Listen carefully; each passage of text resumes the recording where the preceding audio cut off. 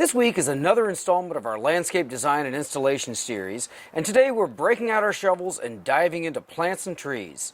You won't want to miss it, so stay tuned as we garden smart in Kentucky.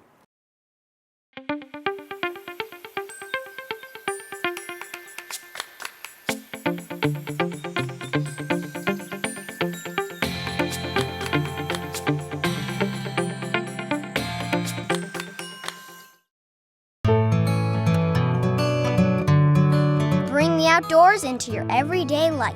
Bass Pro Shops can outfit all your adventures, even those in your backyard. Bass Pro Shops, your adventure starts here. Amadeus River Cruises, a traditional family company with over 30 years of river cruise experience, offers cruises that introduce travelers to the people, cultures and cuisines of historic destinations throughout Europe.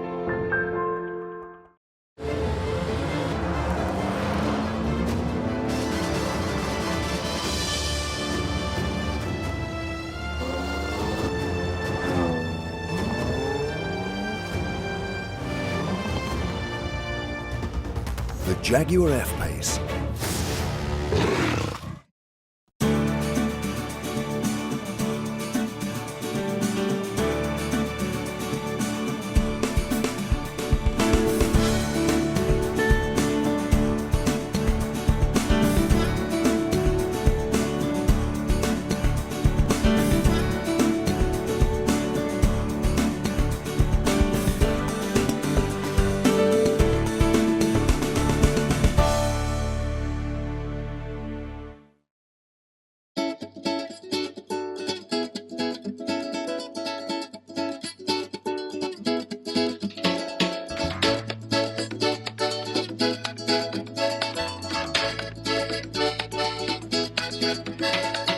As we march ahead on our project, we're really seeing things come together great.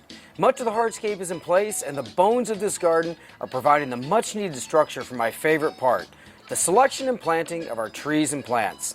This is when we really start to see the vision of the designer come to life, and we get a sense of what the finished portrait is likely to be. Let's take a look at what went into making the right selections and what we need to know to make sure they will thrive in this landscape.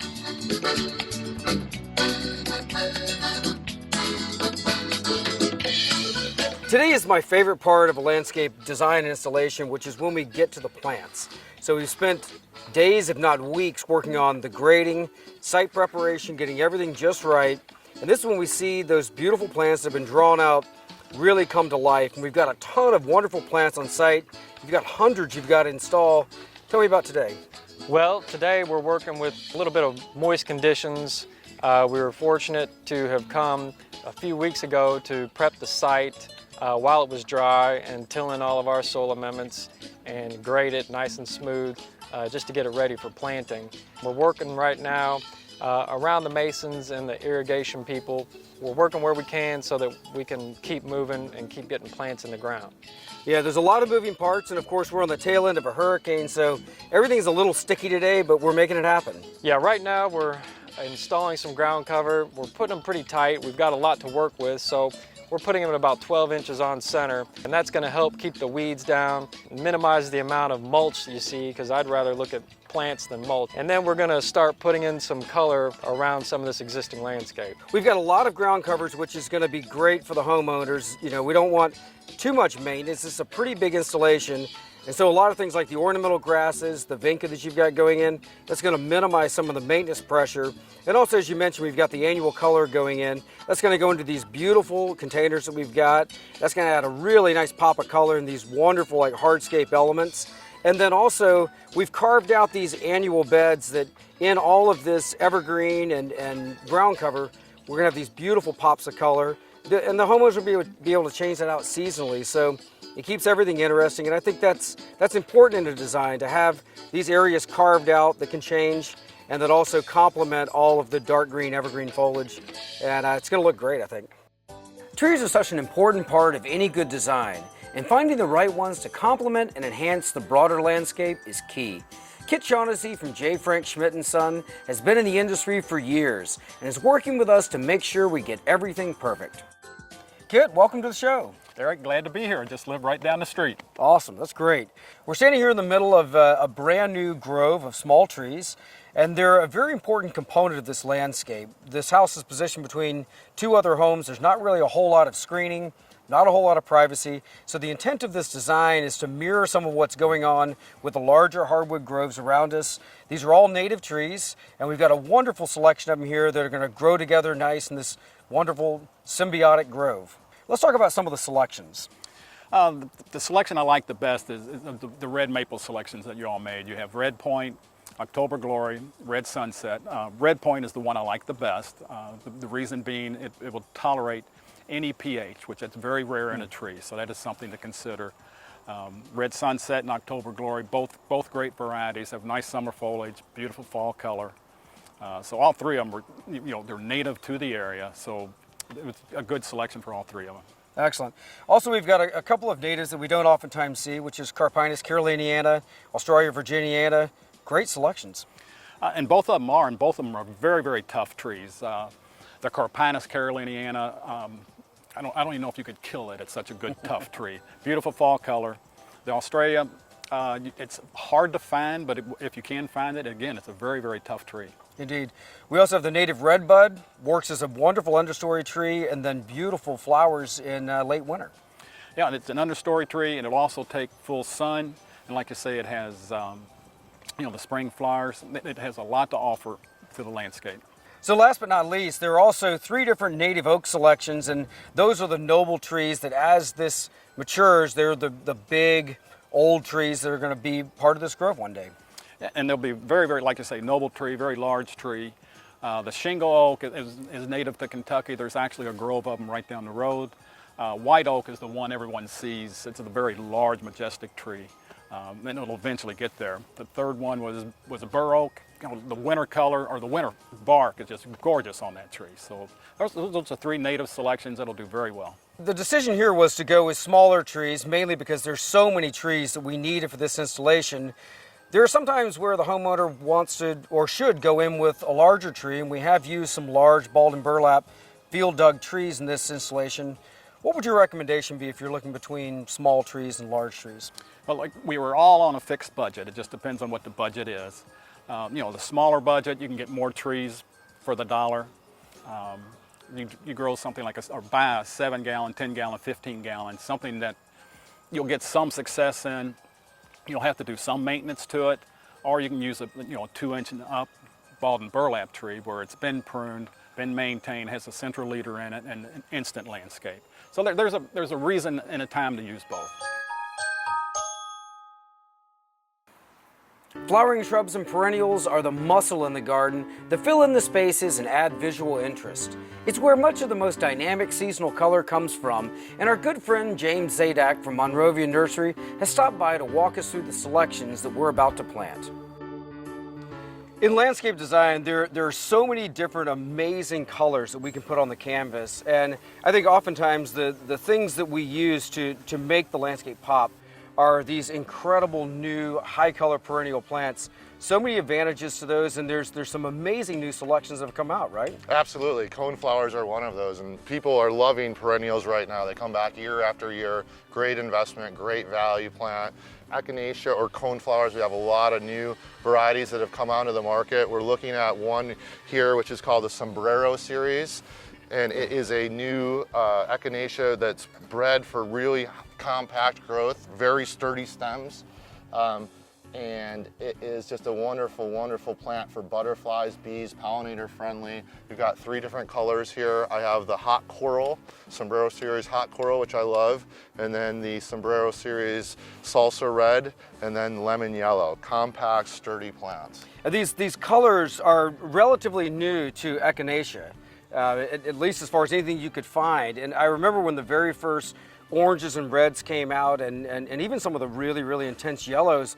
And it was a completely new thing, and it really opened up what we could do with echinacea. It was already one of my favorite, coneflowers been one of my favorite perennials since I have any recollection of perennial plants. But these new colors have really opened up the palette of what we can do in a landscape. Oh yeah, they're so bright and vigorous and vibrant, and coneflowers naturalize wonderfully. It's a drought-tolerant perennial too, so it was one of my favorites when I really started getting into gardening, because I just liked a more natural look at that point. But you're exactly right, oranges and purples were the standard, and now look at this hot coral. I mean, how vibrant it is. It's amazing. Yeah, coral to a purple. You almost have it starts orange to a coral to a purple. You almost have 3 colors on that one plant. Foliferous. It's unbelievable. Absolutely. One thing you mentioned with the direction of breeding programs, I think is really important. It's something we oftentimes don't see, but it's breeding for compactness or sturdiness of stem. So a lot of the heirloom perennials, you know, they were selected because, oh, we like the size of this flower or the color of it. But breeding for something that's more garden worthy, I guess we could say, you know, it has more blooms on it, but yet it doesn't flop. And that's part of the breeding behind this whole series that I think makes it particularly well suited for garden design. Absolutely. And then the next series that I'd like to talk about is the Powwow series, which kind of goes with what your thought process was there. It was bred through high quality seed, so really great for garden adaptability. And what's really neat about that series is that they do not need to be deadheaded, and they bloom and rebloom and rebloom. And on these plants you can see mature flowers, finishing flowers, and buds coming on. We've got 2 varieties of that. Wild berry to my left, which is that pink, and then that beautiful white, really nice plant. So one thing you mentioned is that these are bred from high quality seed, and I would imagine that being the case, as they're naturalizing, you know, echinacea are great. The birds will get in there, start eating the seeds, they'll spread them out all over the place, and then you end up with like a nice broader planting of echinacea. But these that are bred from high quality seed, I would imagine that you would tend to get more uniformity as they're naturalizing than some of the others. Absolutely, that's the beauty of you have true seed, high quality seed production, F1 hybrids, if you want to get really detailed into it. But yeah, uniformity is key, and these are great plants. We talked about some of these really vibrant colors that we can add with perennials and annuals, but one thing we need to think about in good garden design is what are the bones of our design? And actually this design here relies heavily on boxwoods.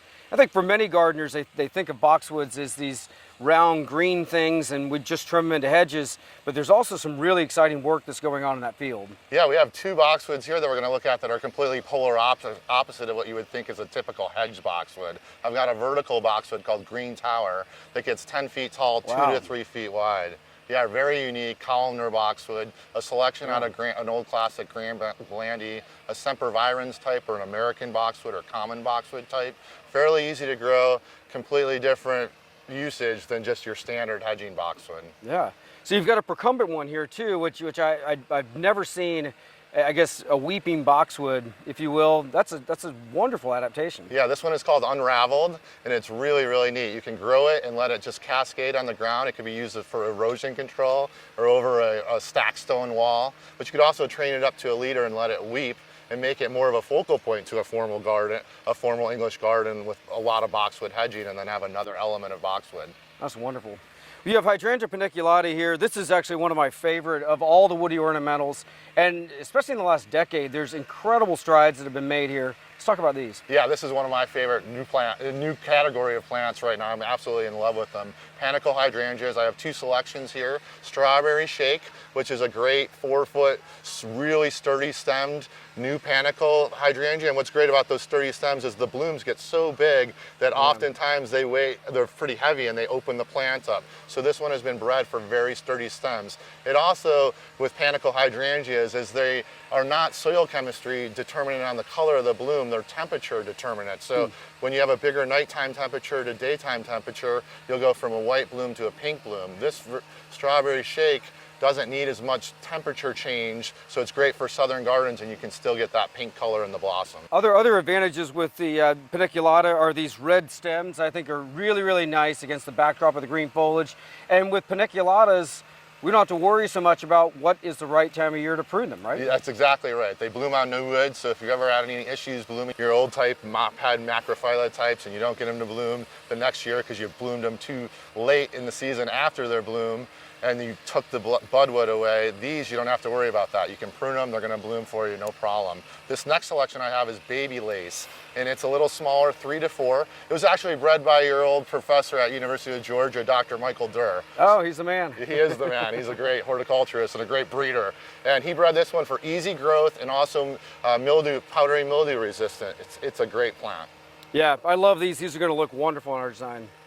Many sites will have a shady part of the garden or the yard, and I think for many folks, when they think of shade gardening, it sounds like a challenge already. We're going to try to grow something in the dark, which is rarely the case. And I think it's sometimes hard to come up with what kind of exciting plants can we use to give us pops of color. You've got some great selections here. Yeah, we can do great things in the shade. It doesn't have to be dark. It can be bright and vibrant, but not necessarily with flowers, but with foliage texture. Right. I have 2 hostas here. One is called Patriot Hosta, and it's the hosta of the year from 1997. It's a compact growing hosta, wonderful variegation. True and true plant, you can't beat it. Stood the test of time. Absolutely, it's still great today in 2017. But in that regard, we have the hosta of the year from 2017, which is Brother Stefan, which is a bigger leaf hosta, chartreuse, seersucker leaves, really nice, pretty hosta. And right behind that, you've got Bruner, and I love what's going on in breeding with Bruner. These enormous heart-shaped silver leaves, and it really adds a sense of brightness and light to a shade garden. It's almost a perfect plant to add to your white garden. Absolutely. And not to leave out one of the most impactful shade foliage plants, which also does have a nice bloom, is heuchera. As a category, so many amazing, vibrant colors, and this has got a very long season to it. Absolutely. And caramel is a very versatile plant. It's one of the Velosa type heucheras that it can tolerate a little bit of sun, a little bit of heat. So, you know, something in a dappled shade or even a little bit brighter, Yep. you know, orange shade. It works. Bring it into a little bit more sun. But in southern climates, I try to keep it away from afternoon sun. Even if it's afternoon partial sun, I'd have it more in a morning sun. It can tolerate a lot more. Great. These are all wonderful shade foliage plants. The icing on the cake for me is the exciting color plantings that oftentimes are annuals. Whether or not they're planted in drifts or in containers, they have a way of really bringing a design to life. Wes King is a passionate plantsman who works with some of the most exciting new selections available. He's brought by some great plants that are going to make this landscape really pop. Wes, there are so many amazing new perennials and annuals that we can use, and this landscape is featuring quite a few. You've brought a number along that I'm really excited about. Let's talk about what you have here. Yeah, so we brought a lot of really cool perennials for the landscape here, and we talked about previously those Heuchera velosas there with some of that parentage for taking some hotter sections and a little bit more sun. So I brought 3 different coral bells with us today. You notice one's with a really deep purple leaf, and that one's called Primo Black Pearl, and the leaves will even get bigger and bigger in the landscape as they come out. Incredible plant for that true, like deep purple, almost black color on it. You notice the other 2, that wild rose has that little bit of like variegation inside the leaf there. That lighter color really stands out. And then one of my favorites, that chartreusey color, that pretty pistachio. The color really shows up, and it's that lighter color, that chartreusey green, that really shows up in the landscape. Yeah, there's so many amazing colors that we see now in heuchera, and you mentioned that interveinal coloration, and it almost looks like a brain coral, really interesting, and all the different contrasting colors that we can put together, these almost blackish purple leaves that we can then put chartreuse in. You get this amazing contrast and really high color. I mean, these are super impactful. Like you said, I love the Velosa parentage. So those are more like, you know, heat tolerant. They can take a little more sun than traditional coral bells. Great selections. Love what's happening in the breeding there. Yeah, that really is an incredible improvement for gardeners, especially in the south as we move to some hotter areas. They really just do a lot better and perform better in the garden for gardeners. So. Okay, so let's talk about, you've got some beautiful, these are mums here? Yeah, agromantha there. So it's like a mum. It's got that traditional daisy type flower on it. It's an incredible annual though, especially with these cooler nights we're having. They really take off. Excellent. Is that a perennial plant? No, I consider it an annual. I wouldn't, you know, again, it depends on the spot and the location in the house and in your garden there. I would treat it as an annual though, especially in mixed containers. Just incredible in pots. It's a really good performer. Again, very heavy feeder, so they take a lot of nutrients to keep them fed, but a really good performer in ground and in the container. Wonderful. So another plant that you've brought, and this has been around for a while, though there have been tremendous advancements, is Lamia maculatum here. This is a wonderful selection. That's pink Chablis? Yeah, and we brought a purple Chablis as well, but yeah, that color color. Again, it's got that, so even when it's not flowering, which it will flower most of the summer, it's got that lighter center on it with that green outside. So it really shows up. I love to have a plant that has interest even when it's not flowering, and that plant really performs well. Right, and I love the way that this lamium will spread out. Like I said, it's almost a silver center foliage with like a green margin, and a really, really high impact plant. And when that's in flower and you've got the pink and purple flowers against the backdrop of the silver foliage, absolutely stunning. Especially in a big mass planting there or spilling over the edge of a container, man, it'll knock your socks off. So wonderful. And one of my favorite annuals, and especially for summertime, is the petunia. And this is not any ordinary petunia. No, so this is a Super Petunia series, and there's several colors in that series there. We brought one called Bubblegum, which was our annual of the year last year for Proven Winners. It's an incredible plant, and I can make this plant do anything in the garden. It'll flower nonstop. Again, very heavy feeders, but you don't have to do a ton of deadheading. Feel free to trim it every now and again, but you can make this plant do anything. Spill over the edge of a container. You can get it to 2 feet tall in the landscape. It's a really good performer. Absolutely. So last but not least, we've got a couple of ornamental grasses. I say that with air quotes. So we've got Juncus over here, which is actually a rush, and then this beautiful, like almost coffee flavored Carex. Yes, yeah. So Carex and the Juncus, we have a warm season grass with the Juncus, which really takes off, like say for us right here, mid-June or so. Once it gets warm, that plant really grows. So don't be hesitant if it's not growing a ton early in the season, but once it gets hot, a really good performer. And on the flip side, we have a cool season grass here, this Carex. Again, it's called Toffee Twist. So you get that toffee color out of it. The color really screams fall. It's what we use a ton in our fall mixed containers, just because you get that texture out of it there, especially if you think about pairing it with a coral bell. The color really shows up there and the textures really bounce off each other, but it's a really good performer for fall containers. Yeah, and a very unusual color. We don't see that in the world of plants, that kind of coffee toffee color. We don't see that very often. So love that, especially in container design. And this guy here, the Juncus, it also loves wet feet. It can grow like nearly submerged. Absolutely. So if you have a wetter part in the garden, it actually does okay, you know, in even drier parts. But if we have a wetter spot, perfect selection there. It's incredible. I use it in the ground just as much as I use it in the container. In a container, it's hard to beat for that vertical texture. It really has almost a blue color to it, which is really hard to find out of like a spike type where you get that height out of it. So. Right. Well, I'm super excited about getting these in the ground. Wes, thank you so much. Yes, sir. Thank you. Trees are the anchor points in the garden that establish flow, visual lines, and architectural interest. Pat Carey from River Farm has been with us from the start and is a veteran large tree farmer. He's going to give us a look into a side of horticulture that we don't often get to see up close. Pat, it's great to see you again. Yes, good to see you, Eric. Well, we're standing at the grand entryway to this home, and we've got 4 of these beautiful Cyananthus that were field dug at your nursery that look outstanding. And I want you to talk a little bit about the importance of these trees and their positioning to this design. Well, Cyananthus virginicus, or American white fringe tree, is a great tree, great native tree to our area. It works perfectly in this situation because it's not too big, it's not too small, beautiful white bloom, beautiful bluish to black kind of berry. So it works perfectly. A very classic tree for this situation.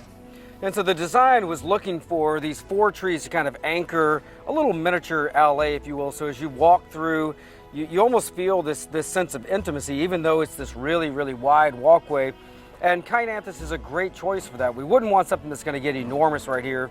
It would tend to dwarf the landscape, and also, you know, up against the house, we don't want something that's going to get too big. So Cyananthus has a great native, and the form's going to be really, really nice, and the size is going to basically stay in scale with the landscape as it matures. Exactly. These trees will fill in perfectly, but they won't take up too much height to distract us from the house. But it will fill in nicely here to really accentuate the house. So you've done a great job with this beautiful standard tree. So they've already been limbed up. You've got a nice straight central leader in there and a nicely rounded head. What kind of maintenance tips would you have for our homeowners, just making sure that they maintain these over the years? Well, first of all, the first year it's so important to get enough water on them. Right. You know, we cannot talk about that enough, is water, water, water the first year. After that, you know, if something gets out of bounds on the head, you might do a little trimming here or there. But this tree in particular can also be grown as a multi-stem shrub. Mm-hmm. So you will from time to time see a few suckers, if you will, come up from the base, and clean those out and maintain it the way it was supposed to be.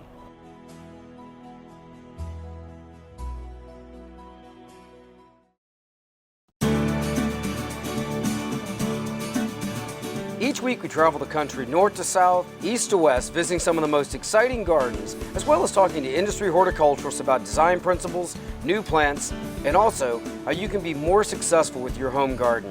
Visit our website at GardenSMART.com to find out how you can join us as we garden smart in Europe.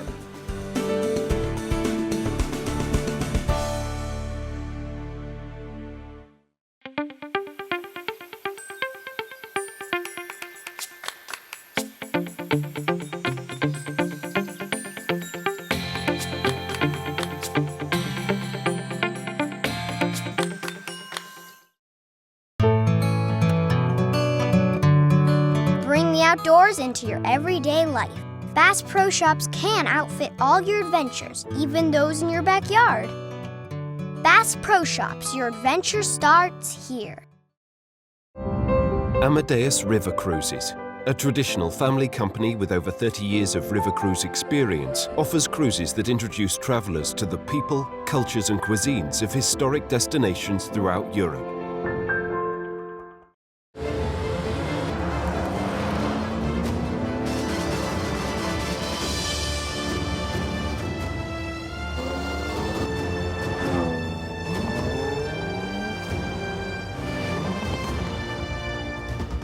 The Jaguar F-Pace. Today we've seen so many components of our design come together, and this garden is really coming to life. If you have questions about anything you've seen today, visit us on the web at GardenSMART.com. You can also find us on Facebook and Instagram. And remember, even if you're a master gardener, there's always more to learn. So stay tuned next week for more great gardening tips and ideas as we garden smart.